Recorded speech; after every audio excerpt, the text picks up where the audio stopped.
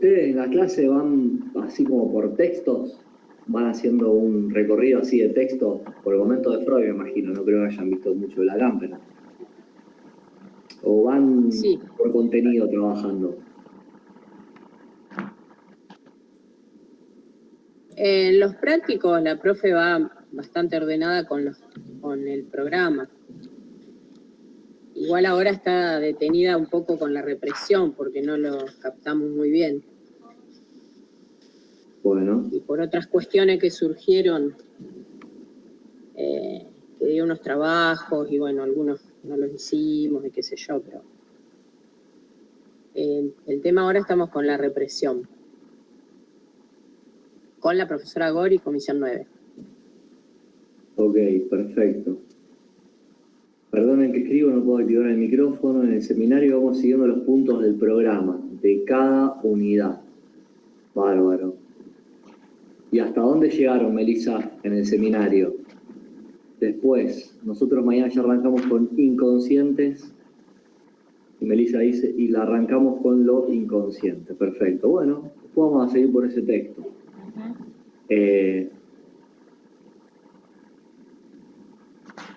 También Claudia decía que estaban un poco trabados con la represión. Había algo ahí que había quedado trabado.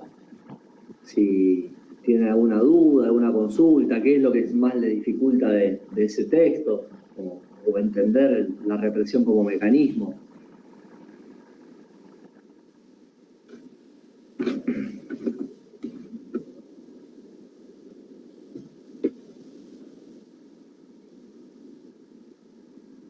Está el video también que subimos, que subió Au ahí al grupo de WhatsApp, que trabajamos la clase pasada justamente sobre la represión.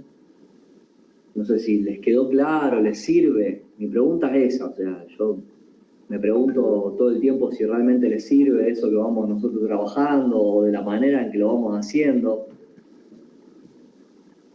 Para ver cómo continuar, porque ya está la fecha del parcial, como para llegar bien.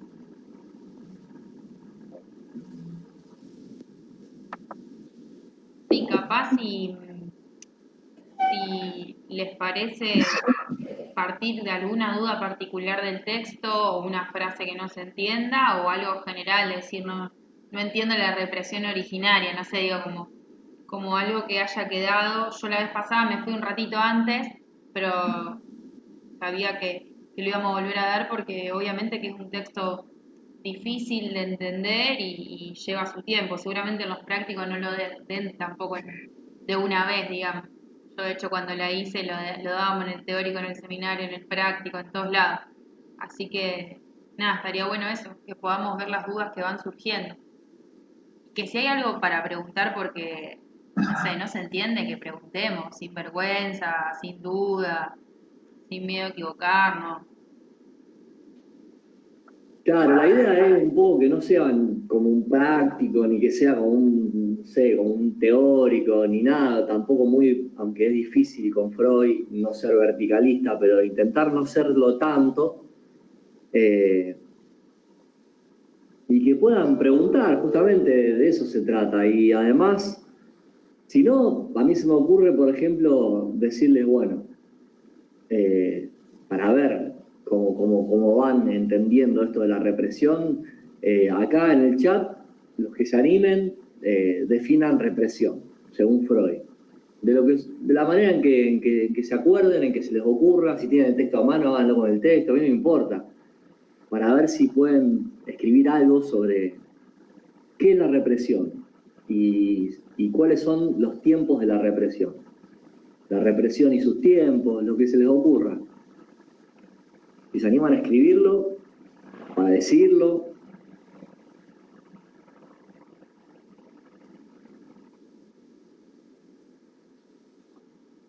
Esperamos 3 minutos, 4 minutos y vemos si alguien tira ahí algún concepto.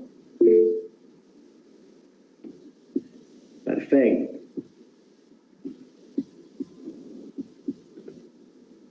¿Qué más se puede decir? A ver, eso que dijo Melissa está bárbaro, por ejemplo.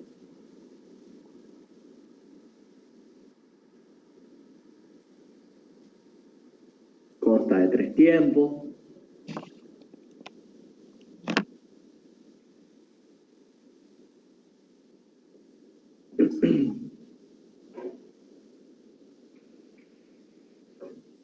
Consiste en desalojar de la conciencia algo que puede ser displacentero, justamente porque la pulsión apunta a la satisfacción. Bueno, bien. Ahora vamos sobre ese punto. Vamos a aclarar algo también. Sigan escribiendo sin miedo.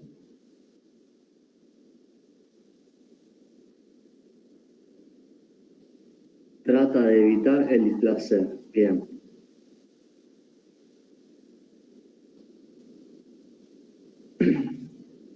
Primordial, secundaria y retorno de lo reprimido.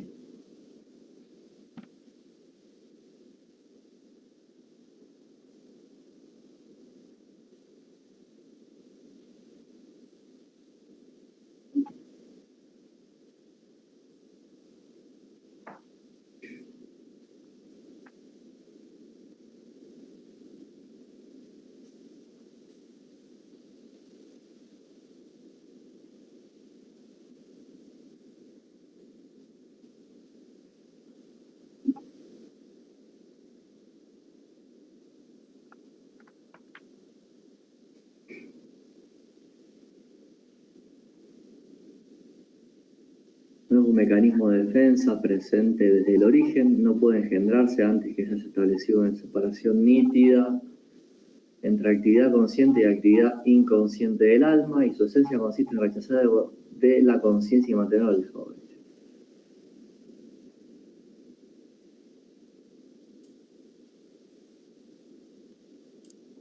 Perfecto. Bueno, van re bien.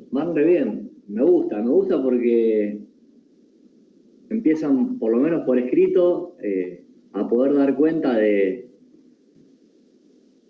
la represión. Eso se lo van a preguntar. Fíjense que si están parados ahí y les toma más de una clase es porque es un texto importante para la cátedra, les interesa que trata de mantener el juego, consta de 3 momentos. ¿Sí? Les interesa a la cátedra de que lo puedan entender bien. Me parece importante, tengo una duda, cuando habla de las polaridades que gobiernan la vida anímica, presenta la real y habla de la función del yo. Cuando explica yo, realidad inicial, no comprendo bien qué significa. Valen, ¿eso puede ser que sea de destinos, no de la represión? O sea, que esté en el texto de pulsiones y sus destinos.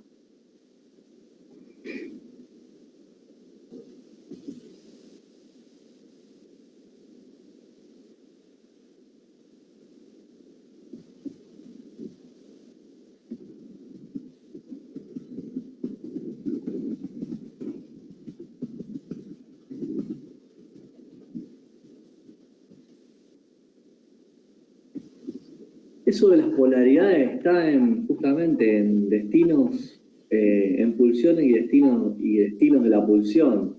No está en el texto de la represión.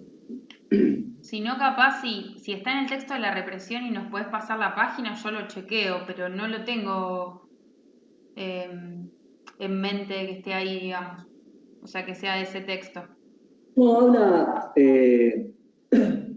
habla de las polaridades justamente porque va a poner dos espacios en esas polaridades en el texto de pulsión, que una tiene que ver con lo biológico y la otra que tiene que ver con una real. Y esa que dice la real justamente va a ser la que media entre el yo y el mundo exterior. Y después va a haber otra económica al mismo tiempo. Pero no te enríes en eso, después lo vamos a retomar, pero si quieren después volvemos a ese texto de pulsión y destinos de pulsión, pero está ahí en ese texto eso de las polaridades. Porque acuérdense que en pulsiones y destinos empieza a hablar mucho del cuerpo, parte justamente de lo biológico para poder explicar, ¿no?, el concepto de pulsión. Recuerden que era un concepto que trabajaba entre el cuerpo y lo anímico, entre lo somático y lo psíquico, como un concepto fronterizo, entonces inevitablemente el concepto de polaridad tiene que aparecer ahí para poder dar cuenta de eso.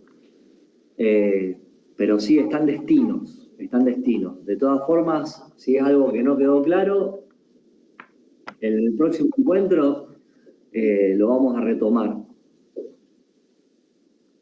Por el momento, déjalo ahí en stand-by, soportándolo un poco y sigamos aprovechando que acá están escribiendo sobre represión.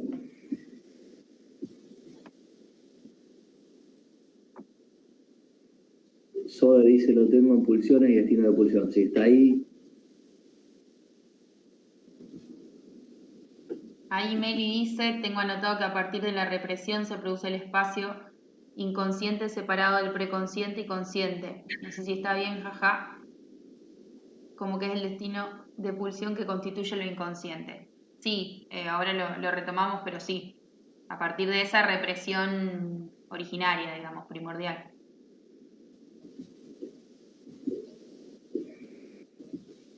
Bueno, aparecen varias cosas acá en las definiciones que fueron dando.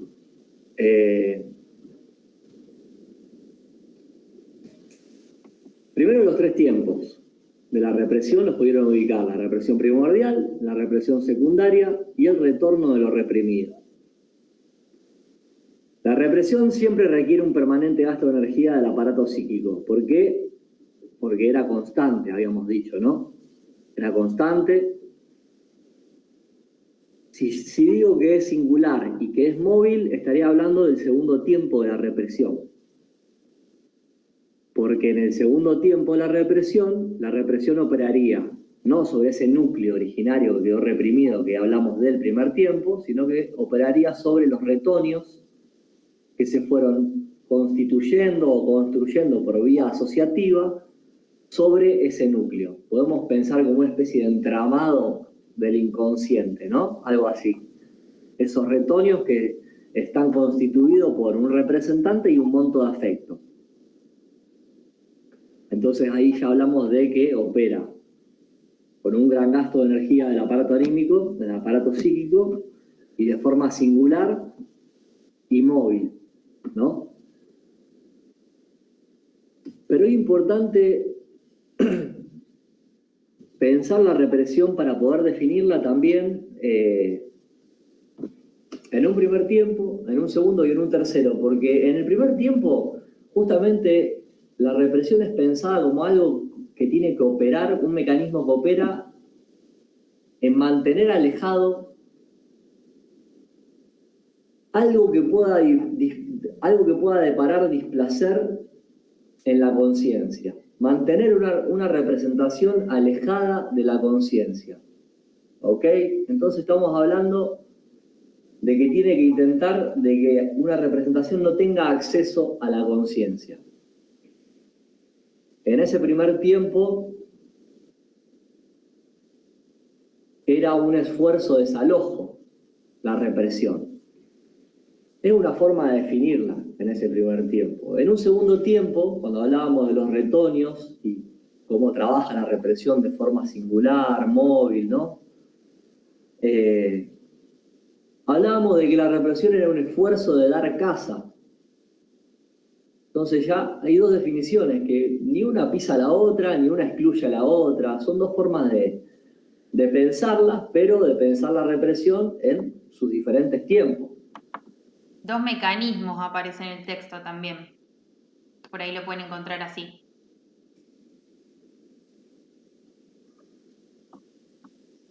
Y en el tercer tiempo, Freud hace hincapié sobre el retorno de lo reprimido. Hay algo que esquivó, hay algo ahí que esquivó el mecanismo de la represión y pasó de alguna forma disfrazado como un sustituto y retorna. ¿Cómo retorna? Justamente lo que debería haber estado reprimido, lo que se supone que donde debería haber trabajado la represión, retorna a modo de síntomas, retorna en los sueños, retorna en los actos fallidos, el retorno de lo reprimido se da en el chiste, en el olvido, ¿no? Un caso muy interesante es lo que habrán visto, el caso Signorelli, ¿no? El olvido de nombres propios y el sustituto que aparece ahí a reemplazarlo. No era, ¿cómo era el nombre? No me acuerdo, me suena a Botticelli, me suena a Boltrafio, pero sé que no es, ¿no? Hay un olvido por un desplazamiento y justamente se condensan en Botticelli y en Boltrafio un entramado psíquico, ¿no? Justamente todo lo que aparece a partir de ese olvido de nombre propio de Freud tiene que ver con un mecanismo que lo que intentaba justamente era evitar una situación que iba a ser displacentera, que iba a deparar angustia. Pero Freud, para explicar la represión en el tercer tiempo, apela al síntoma particularmente, porque hablamos de la fobia, hablamos de una neurosis obsesiva, y habíamos hablado de la histeria de conversión. En cada uno de esos síntomas, la represión va a haber actuado de manera diversa. Recuerden que los representantes y el monto de afecto pueden experimentar un destino distinto siempre, ¿no? El mecanismo no va a ser siempre el mismo. Acuérdense que en el caso de la histeria, en el caso de la fobia, que es la histeria de angustia, ¿no? Acuérdense de que había 3 tiempos que poder ubicar. Esa puede llegar a ser una pregunta del parcial también, ¿no? Ubiquen los 3 tiempos de la represión, ubiquen cómo opera la represión, indicando los 3 tiempos de la histeria de angustia. Habíamos hablado de la represión de un representante, que en ese caso la histeria de angustia, lo que se reprimía era una emoción tierna hacia el padre, si no me equivoco. Se reprimía al representante en un primer tiempo, representante padre, y en un segundo tiempo iba a aparecer un sustituto que iba a ser el lobo, por asociación. Ese es el ejemplo que Freud da en ese texto. ¿Alguien se anima a escribir en qué consta esos 3 tiempos de la histeria de angustia?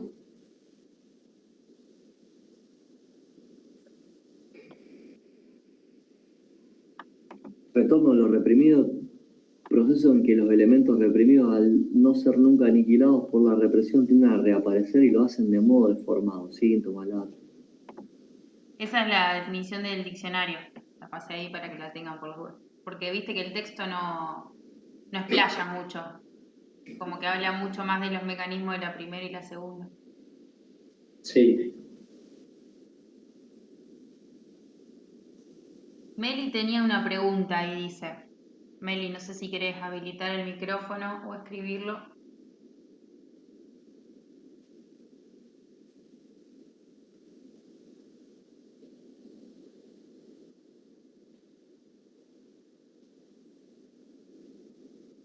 Dale.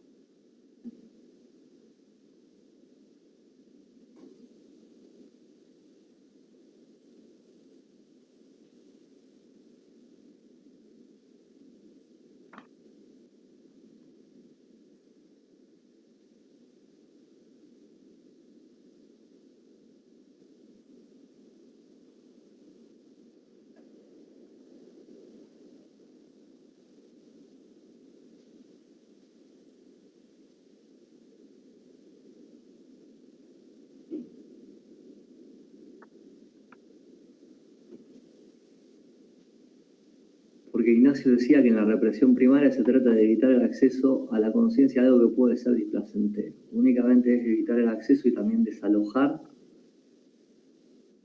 Sí. Es un desalojo de la conciencia. O sea, en el evitar el acceso se está desalojando algo de la conciencia, se está despojando. Y se trata de mantenerlo bien alejado.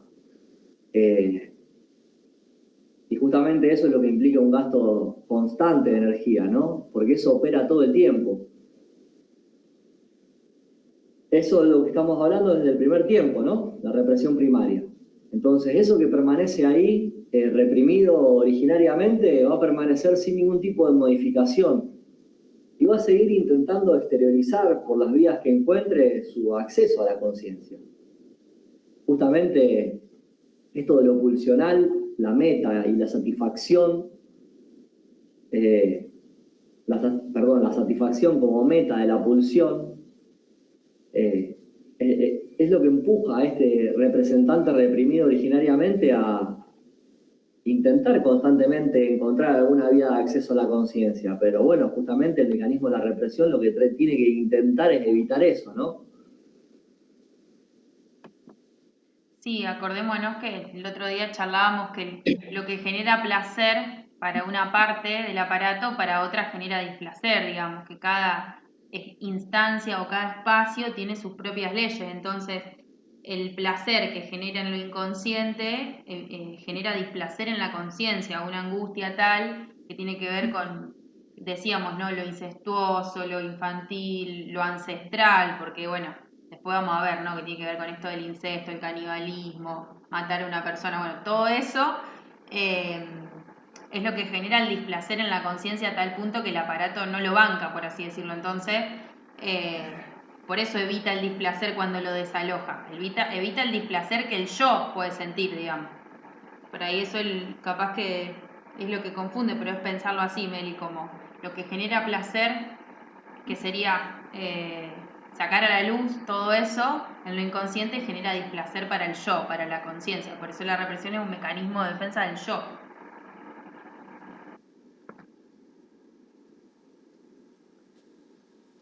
¿Ustedes se acuerdan en dónde es que se da, por ejemplo, vamos a pensar el segundo tiempo de la represión, que quizás sea por ahí más claro para poder identificarlo tópicamente? ¿En qué lugar se da esta lucha constante, digamos, de mantener alejado de la conciencia algo que pueda ser displacentero para ella? ¿En qué lugar del aparato anímico? ¿Alguien podría ubicarlo? Le tiro una palabra, ¿entre qué y qué? ¿Entre qué instancia y qué otra instancia es que se produce justamente este gasto, este intento de mantener alejado de la conciencia eso que debe ser reprimido? ¿Alguien podría decir en qué lugar se da? Y si se anima también a decir de qué herramienta, o mejor dicho, de qué se sirve el mecanismo de la represión para poder hacerlo. ¿Con qué herramienta lo hace? ¿Cómo se llama esa herramienta?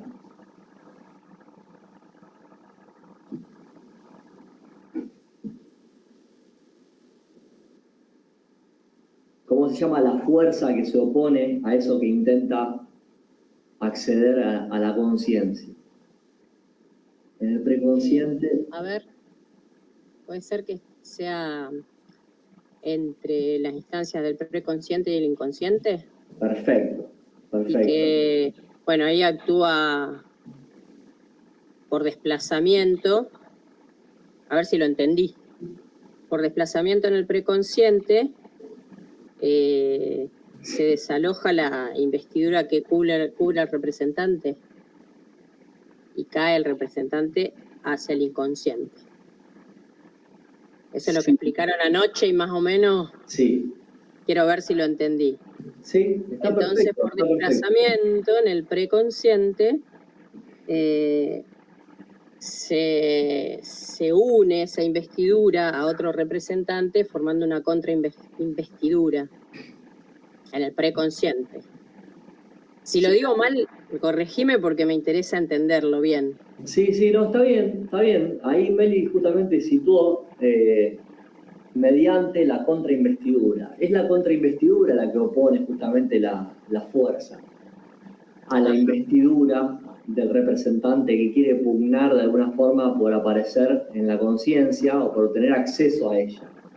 Ajá, y ahora te pregunto, ¿se podría considerar que la contrainvestidura es el mecanismo del primer momento de la represión? No es el mecanismo la contrainvestidura. No, y a Eh, su vez aparece en el segundo momento. Porque para que haya contrainvestidura tiene que haber primero una represión, algo reprimido, un representante reprimido originariamente, digamos. Ujú. por eso yo decía, para situarlo mejor, pensar el segundo tiempo.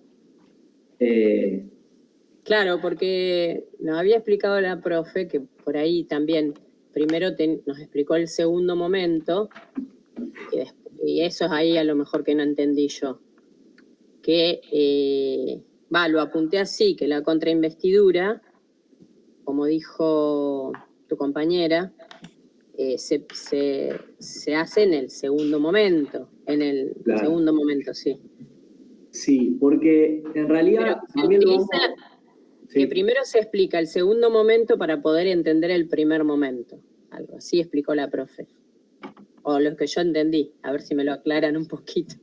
No sé qué les habrá dicho. Si Capaz primero es se su explica forma de el segundo. explicarlo, digamos. Capaz para ella es más fácil así, pero No, yo lo que puedo pensar es que quizá, viste que yo la otra vez les dije que nosotros cuando hablamos del mecanismo de la represión, cuando en psicoanálisis se habla de la represión, en realidad se está hablando de la represión del segundo tiempo. Es esa de la represión que uno habla, ¿no? Ese es el mecanismo defensivo constante del que uno tiene que atender. Eh,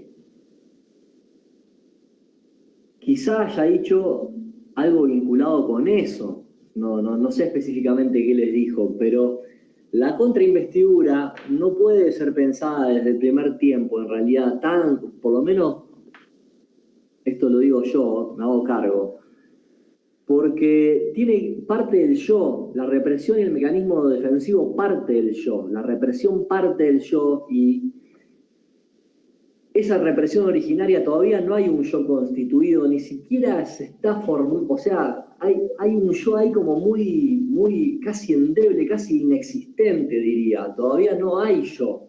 es la que constituye el resto de las instancias, de hecho. Es la que estructura el aparato de esa represión.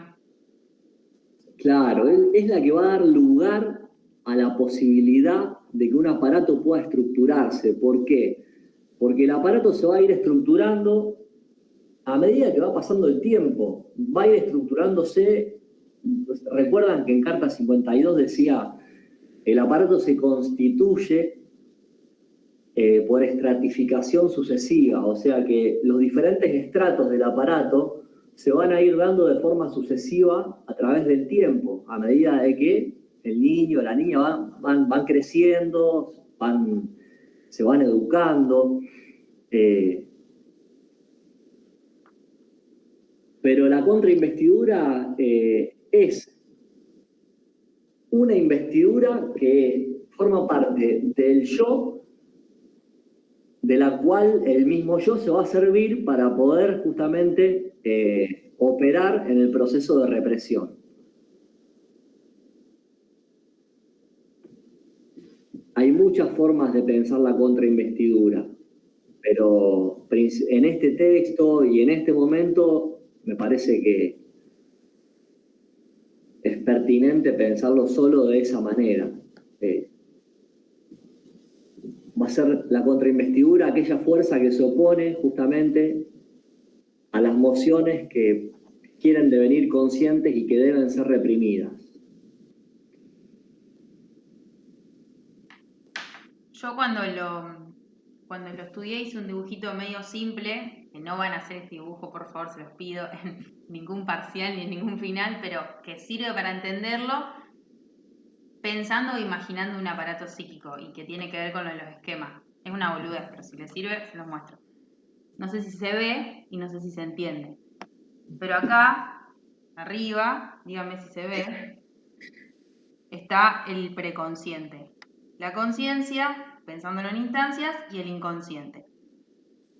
Estas tres, así, en la represión originaria, en la primera represión que estructura todo esto, cuando nosotros decimos que estructura, quiere decir que forma las instancias con sus propias leyes. Estas tres no existen en la represión originaria. ¿Qué pasa? En un momento determinado, por una cuestión, si se quiere, por una imposición cultural, porque atravesamos el complejo de Edipo, porque ese complejo de Edipo cae y se sepulta, aparece la represión originaria, ¿no? ¿Por qué? Porque hay una emoción, pongámonos que este circulito que está por acá, y que quiere llegar a la conciencia. Entonces, por un mecanismo defensivo, por una cuestión de que en esa conciencia generaría la angustia, esto se va al inconsciente, ¿sí? Cuando esto se va al inconsciente, se puede decir que se estructura el aparato psíquico con sus leyes y reglas, ¿no? En eso, pensando que el tiempo que funciona el tiempo en el que funciona el inconsciente, la cantidad de fuerza que tiene el inconsciente y la energía con la que cuenta, bueno, el preconsciente, cuando nosotros nombramos proceso primario, proceso secundario, todo eso tiene que ver con el principio que funciona en cada uno. En el inconsciente tenemos el principio de placer, en la conciencia el principio de realidad, etc. Eso sería lo que estructura el aparato, ¿no? ¿Qué pasa? Esto que estaba acá, que quiso llegar al yo, si se quiere, o a la conciencia, que en ese momento mismo se estructura, por eso no podemos poner una edad, no podemos pensarlo por separado, sino como que se da en ese momento, lo que reprime originariamente es una representación, ¿sí? Y el monto de afecto queda en esta parte del preconsciente, donde se realiza si se quiere, la represión, que nosotros lo ubicamos acá. ¿Qué pasa? Del otro lado, ¿no? En el preconsciente y llegando a la conciencia tenemos un montón de representaciones, asociaciones, digo, que son representaciones que nosotros conocemos, preconscientes, conscientes en algún momento cuando llegan a nuestro interés y demás. Y desde acá, desde esto que queda reprimido originariamente, que nunca más se toca y que no puede llegar a la luz, digamos, no puede salir, no puede atravesar la barrera del preconsciente, hay una energía, ¿sí?, que trata todo el tiempo de salir, como lo veíamos cuando estudiamos interpretación de los sueños. Desde ese lado podemos hablar ya un segundo tiempo de una energía que intenta asociarse a representaciones del preconsciente, a estos circulitos, para salir a la luz. Y ahí tenemos el esfuerzo de dar caza, o sea, el esfuerzo de llegar a una representación para salir a la luz. Pero ¿qué pasa? El preconsciente tiene también sus propias leyes y tiene su energía, y a partir de eso, que sabe que como mecanismo de defensa funciona y eso angustiaría el yo, tiene su energía, si se quiere, y a partir de eso hace una contrainvestidura, ¿sí?, hacia la energía que lo que está representado, lo que está reprimido en el inconsciente quiere salir, le hace una contrainvestidura, una contraenergía para que eso no salga. Y si se debilita un poquito y llega alguna representación, en el preconsciente ocurre lo mismo. Se le saca el monto de afecto y se reprime al inconsciente. ¿Por qué? Porque puede hacer alusión a eso que está reprimido originariamente. Y por momentos esa barrera, mínimamente con algunos desplazamientos, deformaciones y demás, se vence, y ahí ocurren las transacciones que dice Freud después más adelante, que tiene que ver con los síntomas, por ejemplo, cuando nosotros vemos, bueno, dónde va el monto de afecto, con el lapsus, con el chiste, lo que vemos y estudiamos en el sueño y demás. Nada, es una boludez, pero capaz sirve para entender algunas cosas. No, sirvió una banda mal. No van a hacer ese Como que nunca grafitito, lo había por favor, podido porque me van a visualizar de linchar todos algún los modo. docentes de la cátedra. No, Pero no, el nuevo esquema aparato psíquico. este lo fundé yo, al esquema de aparato psíquico. Pero bueno, Está si tuviera un buenísimo. pizarrón lo haría un me poquito quedó más digno, muy- chicos, pero... Cuando pasa esta cuestión que está reprimida, que va a pasar, que quiere pasar al consciente, es esa energía que quiere pasar y que es contrainvestida. Cuando se quiere adherir a una representación del consciente es cuando busca esa investidura. O sea, cuando decimos que algo está investido, que es que esa cosa que está reprimida quiere buscar una investidura en una representación de lo consciente para poder pasar a lo consciente, y es la contrainvestidura de lo preconsciente la que la frena, ¿o no es la investidura ahí? Sí, está bien lo que está diciendo. Y para que bueno. esto pueda pasar es que justamente tiene que haber al mismo tiempo, porque es como contradictorio, porque vos decís, si quiere acceder a la conciencia, ¿por qué debería eso que permanece reprimido originariamente estar atrayendo algo? Justamente porque está todo el tiempo alerta. Y como quiere acceder a la conciencia, también el mecanismo de atracción de eso que permanece ahí inmutable, como un núcleo rígido, ¿no?, reprimido originariamente, intenta atraer a algún representante que por vía asociativa pueda ser el indicado para después poder intentar hacer que ese representante cargado de un monto de afecto intente acceder a la conciencia, intente tener paso. Es la contrainvestidura, justamente, lo que se va a poner como una resistencia, como una fuerza, para que eso no suceda. Capaz que son mucho más jóvenes que nosotros, pero no sé si alguien vio Dragon Ball Z, otro ejemplo. Chicos, yo busco como ejemplos de la vida para entender lo abstracto que estudiamos a veces, pero cuando hay un combate, de última si lo pueden buscar en YouTube, combate Dragon Ball Z, digo, son dos personajes X que es como que ponen así las manos y largan una energía amarilla y se hace, ¿vieron, no? Como dos personajes que flotan, están arriba de una nube, bueno, todo, pero ahí tenés dos, bueno, el bueno y el malo, como siempre en todas las películas, series y demás, y los dos hacen como así y largan una energía, entonces, nada, el combate funciona así, digamos, como haciéndose la energía para ver quién se vence más rápido y le da la energía del otro. Bueno, así es como pienso lo del esfuerzo de dar casa y la contrainvestidura como mecanismo del preconsciente, pero bueno. Ahora le voy a tener que pedir a mi nene que me lo explique así. Búsquenlo, porque genial, es refana. Es refana que de Dragon Ball. A ver si encuentro una imagen, se las paso. A ver, que no entiendo. ¿Dónde sacaste todo eso, Agustina? No, es mi cabeza va, cuando yo estudio y me cuesta entender algo, es como que lo tengo que, viste que a veces nosotros estudiamos cosas muy abstractas, que quizá por ser de la rama de las sociales las entendemos un poco más, o, viste, a mí me cuesta mucho estudiar de memoria, y si estudio algo de memoria, porque hay materia en la que uno tiene que ir a repetir y no queda otra, todo el tiempo igual trato de entenderlo, entonces busco ejemplos así de la vida, como para entender lo que estudio, y bueno, se me ocurrió eso. No, pero Lo visualiza todo. Genial, es genial. No se me hubiese ocurrido nunca esa escena de Dragon Ball Z. Yo me la estoy imaginando a... No. Búsquenlo. Busquen en YouTube una pelea de Dragon Ball Z y te juro que nunca van a ver algo más... Explícito. Explícito, sí, más explícito que un representante que está luchando contra otro, ¿no? Mira, pará porque la encontré y comparto pantalla ya. A ver, presentar ahora. Esto es algo muy novedoso, pantalla realmente. Completa. Esto se puede hacer solamente por la virtualidad, claramente. A ver. Yo estoy con fiebre, me va a terminar haciendo alucinar con esta. Ahí se está viendo mi pantalla. ¿O no? Sí, ahí sí. Ahí está, mirá. Ahí la tenés. Chicos, bueno, yo no me lo acordaba así, me acordaba como que estaban más separados, pero bueno, ahí se entiende un poco. Esa sería la batalla que se libraría, en todo caso, entre el preconsciente y el inconsciente, ¿no? Ahí, en ese borde. Ahí estaría, como está tan cerca, encontrando ya el sustituto para salir. Claro, acá ya se está por dar el retorno, ¿entendés?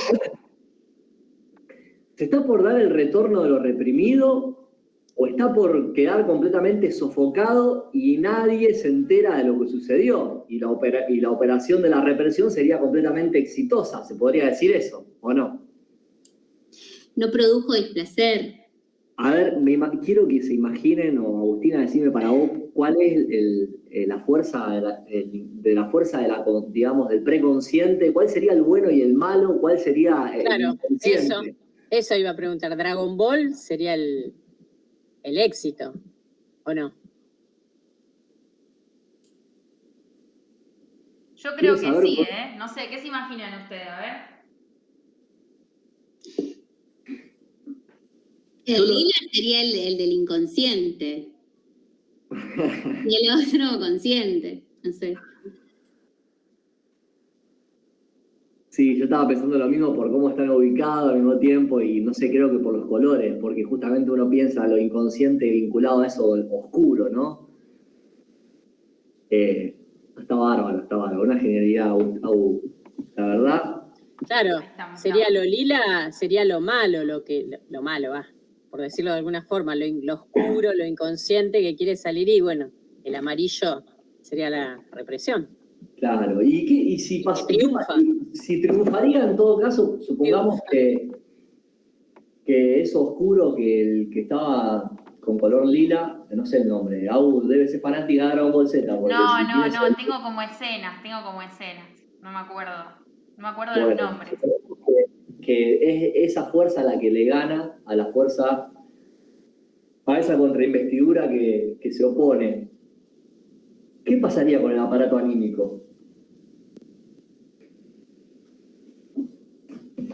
¿Cómo preguntaste? Perdón, no escuché bien. Supongamos que la fuerza oscura, esa del inconsciente, sería la que triunfa, la que en esa batalla sería la que gana, ¿no? Termina venciendo a esa contrainvestidura que trata de... me acuerdo de... Aparecería un síntoma. Sí, ¿y qué le pasaría al aparato anímico? ¿Cómo lo vivenciaría? Supongamos que te pasa a vos, que me pasa a mí.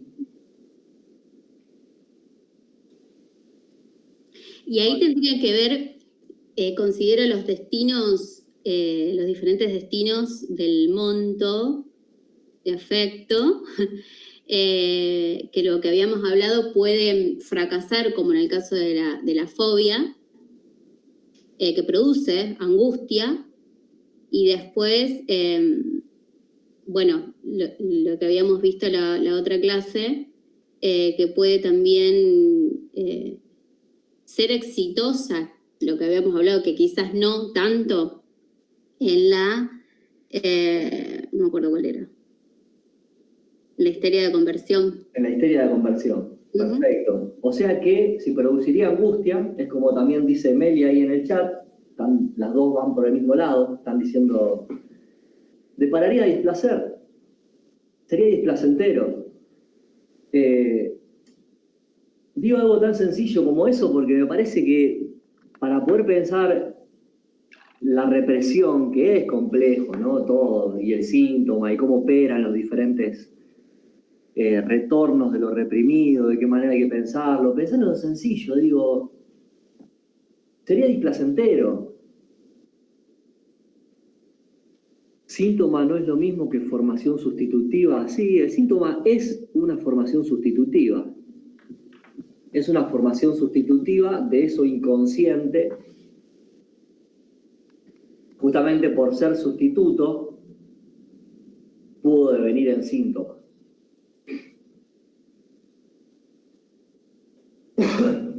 Cuando se habla de monto de afecto, ahí Aneley pregunta, no comprendo del todo el monto de afecto. Cuando se habla del monto de afecto, el monto de afecto tiene que ver con una carga que inviste a la representación. Cuando hablábamos en el segundo tiempo de la represión, hablábamos, por ejemplo, del representante o representación padre, ¿no? Y hablábamos de que estaba investido un monto de afecto. ¿Qué sería? Ese monto de afecto puede ser tierno, puede ser un monto de afecto de que sea sensaciones tiernas hacia el padre o sensaciones hostiles hacia el padre. Sensaciones sádicas hacia el padre o sensaciones de amor libidinosas hacia el padre. Es justamente el afecto con que está investida esa representación padre, que en el caso de la histeria de angustia, justamente ese monto de afecto, si es, ahora no recuerdo, en el caso del hombre de los lobos, él, no me acuerdo si tenía emociones tiernas hacia el padre, sí. Amaba al padre y tenía sensaciones eróticas con el padre, pero justamente esa emoción, al mismo tiempo que el representante es desplazado y un sustituto, que sería el lobo, viene a ocupar ese lugar, esa emoción libidinosa se va a mudar en angustia.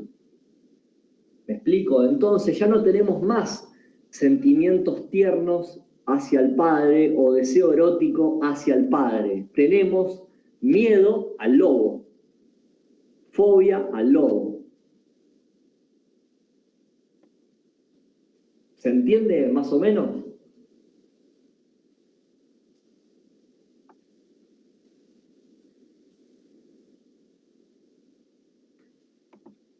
Yo quería aclarar algo ahí de la formación sustitutiva, que si bien es el síntoma, puede ser otra cosa. Por ejemplo, un lapsus es una formación sustitutiva, un chiste también. O sea, el síntoma, digamos, es algo específico. Bueno, ahí tenemos los 3 casos de psiconeurosis en donde estudiamos cuáles son los síntomas y a partir de eso qué pasó, digamos, qué es lo que se reprimió, qué pasó con el monto de afecto y demás.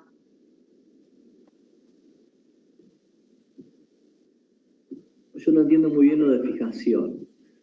Sería que esas sensaciones ya no se dan hacia el padre, sino que hacia el lobo.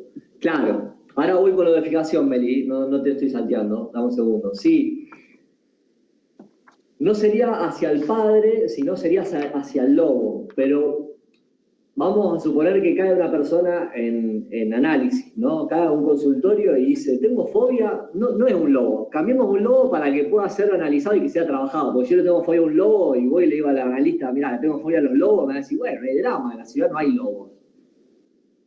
¿Sirve trabajarlo? Bueno, vemos, no sé. Supongamos que le tengo fobia a un perro, en realidad en vez de un lobo hay un perro. Bueno, justamente en asociación libre, en el decir, en la palabra, decir lo que se te ocurra, lo que venga, la regla fundamental del psicoanálisis se llama. Asociación libre. Lo que se te ocurra, lo primero que se te venga a la cabeza en relación al lobo, y uno empieza a hablar, y después terminás llegando que en realidad es tu viejo. O sea que, sí, obviamente que se exterioriza y justamente accede y puede acceder a la conciencia, y uno es consciente de que tiene fobia a un lobo, pero en realidad el mambo, digamos, en el fondo, está que hubo una emoción muy erótica con el padre, que hubo de ser reprimida, pero de que no se pudo reprimir del todo, porque por alguna vía, justamente por un sustituto y por una mudanza del afecto, se hizo paso a la conciencia y aparece el síntoma. Eso es lo que hablamos del tercer tiempo de la represión, el retorno a lo reprimido. O sea, eso que se hubo de reprimir de alguna forma retornó, apareció. Logró lo que quería, podemos decir, pero a su modo y bajo ciertas condiciones. Porque no aparece el deseo sexual hacia el padre, el deseo erótico hacia el padre, y quiero estar con mi papá y me lo quiero coger. No, tengo fobia a un lobo. Aparece de esa manera, aparece disfrazado. Es eso. En relación a lo de fijación, que preguntaba Melissa, lo de la fijación tiene que ver con el primer tiempo de la represión. Va a decir que se produce una fijación porque hay una primera represión, esa represión originaria, que Freud siempre lo que dice es algo oscuro, es algo que, lo hablamos siempre, no puede dar cuenta realmente qué es eso de la represión primordial, pero no hay nadie tampoco que lo pueda hacer tan claro en ese sentido. Lo que sí se sabe es que se reprime algo originario y que está vinculado justamente porque hay algo que se opone como una resistencia que tiene que ver con lo que decía Au, con la cultura, que no es otra cosa que la ley de incesto. Entonces eso que se reprimió va a quedar fijado y va a quedar fijo, inmutable, no se va a modificar, va a quedar reprimido así tal cual está. Y va a quedar como un núcleo rígido ahí, y eso podemos pensar que es lo reprimido originario. Au, si querés seguir un toque, que me tocaron el timbre y me traen unas copias, salgo un segundo. Es esto que hacía yo en el dibujito, que ubicaba, bueno, acá queda lo reprimido originario, es una representación, es contenido, es una representación que se le saca ese monto de afecto y que queda ahí. Y eso es una fijación porque, como dice Nacho, no se va a mover nunca más de ahí, pero además es eso reprimido lo que va a intentar salir toda la vida, si se quiere, o sea, durante todo el funcionamiento del aparato. Y es eso reprimido que por medio de la energía va a buscar todo el tiempo engancharse a una representación del preconsciente para salir a la luz. Y es eso que cuando logra vencer un poquito la contrainvestidura y engancharse a algo, puede volver a reprimirse esa otra representación o, bueno, puede salir a partir de un síntoma, digamos, ¿no? Pero todo coloreado, o sea, todo de manera diferente. O sea que cuando logra engancharse, digamos, a esta nueva representación del preconsciente, las opciones son que esta nueva representación pueda ser reprimida de nuevo hacia el inconsciente o salir a través de un síntoma.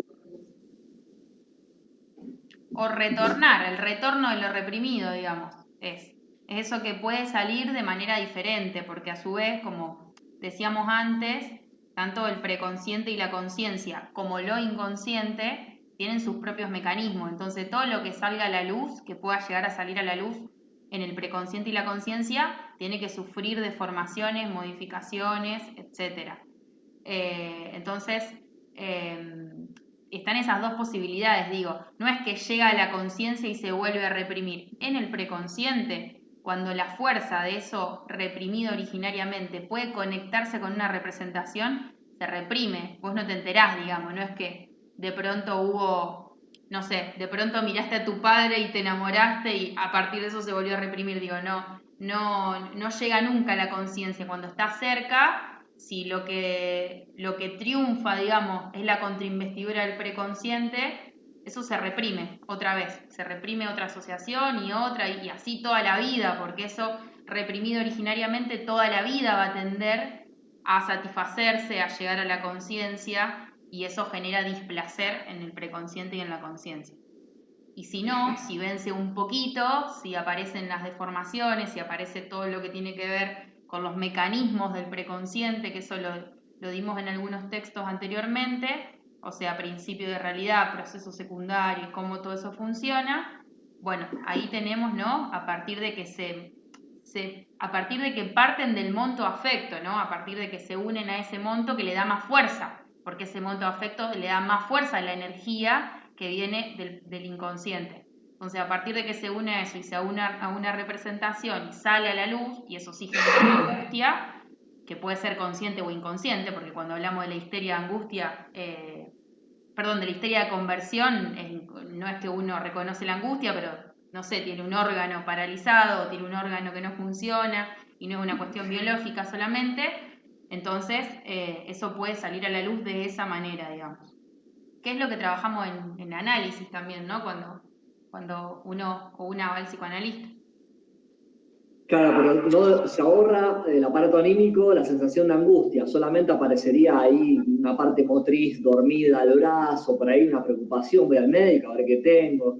El médico te ve y te dice, mirá, no hay nada, ahí saco radiografías, placas, hacemos resonancia, no hay nada, no hay ningún ligamento. O sea que nunca sale como angustia, siempre sale a través de un síntoma o puede... No, el salir síntoma como genera angustia. angustia.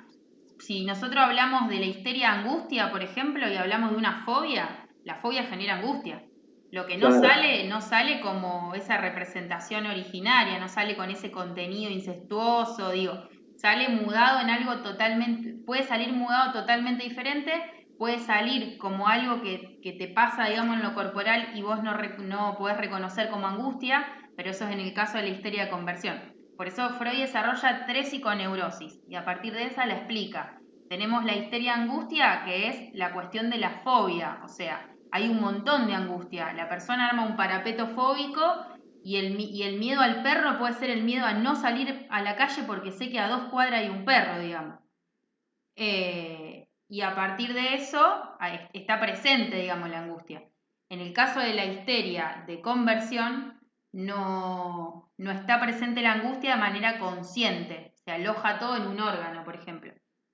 ¿Se escucha? Porque lo tengo a Nacho trabado. Sí.